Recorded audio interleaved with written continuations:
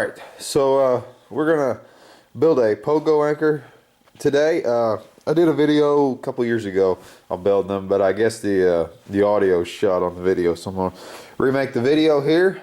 So for those of you who are new to my channel, this is the type of anchoring system that I use on basically all my traps.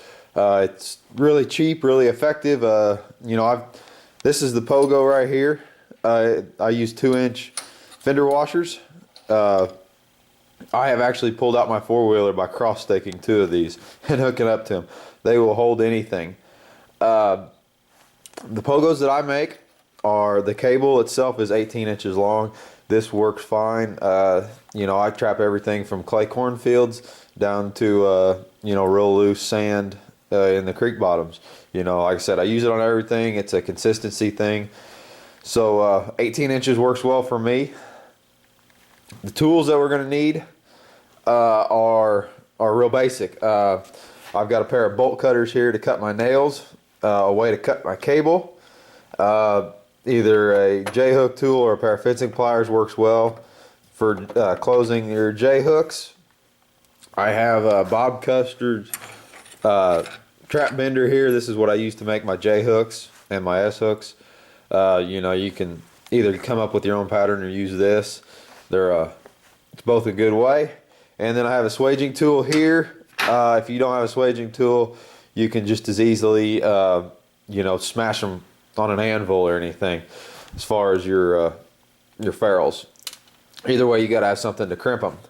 Now whenever it comes to the nails, I use 20D nails, but for those of you that are getting into it, you can see the difference here. I've got the 2 nails. This is a 20D bright common nail. This is a 20D coated nail.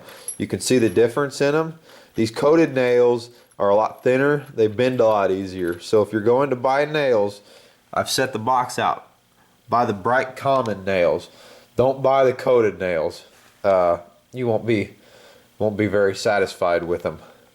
The coated nails, they're just a coated sinker. I like the 4-inch nails. That you got a lot of room to work with.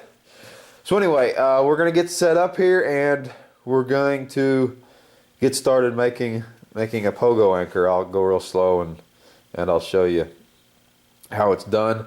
As far as cutting my cable, I've tried many different methods. As far as cutting, cable cutters, what have you. I make hundreds and hundreds of these a year. So I go through quite a mess of them and make them. If you can see on my little welding table, all I've done is puddle up a big bunch of weld bead. I've cut a groove that the cable lays in here, and I've cut another groove. The most efficient way I've found is take a big cold chisel, lay your cable in there, and hit it once with a hammer. That's what the hammer's for. It goes real quick. I'll show you in the video.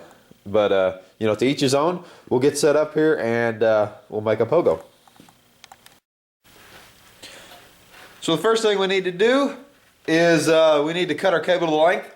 Like I said, my cables are 18 inches, and by the time you lose, you're looping your ferrule. I cut all my cable 21 inches. So I've just got a mark there. We'll just lay the cable in there. Cut it. You can see how that chisel works. Nice clean end. We're going to go ahead.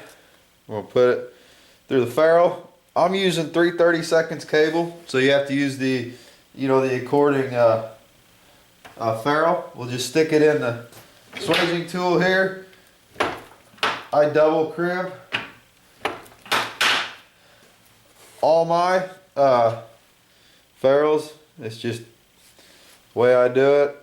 Might not be necessary, but I've never had a problem with it, so I'll stick with it. So we'll get our cable. Now it's ready to go. You can see 2 nice loop ends on it. Alright, next we'll need to make our J-hook for our washer. This is, like I said, Bob Custer's trap bender. All it does is take these nails and make J-hooks. I'm using 2-inch washers. You can use 1.5 inches, 1.25 inches, whatever. But you still need to make your J-hook. So we're going to put it in the bender here. We're going to bend up a J hook. One little trick if you're doing this, stop your J hook about right there. Slide your washer on. It slides on real easy, and then you can finish your J hook up.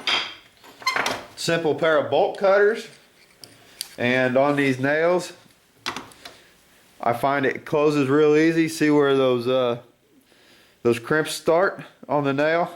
Just cut straight across from there, and then by the time you close that J hook, it'll make a nice circle. All we've got left to do, but J hook through the cable. Pair of fencing pliers or 9s or anything, just close the J hook, and there you have it.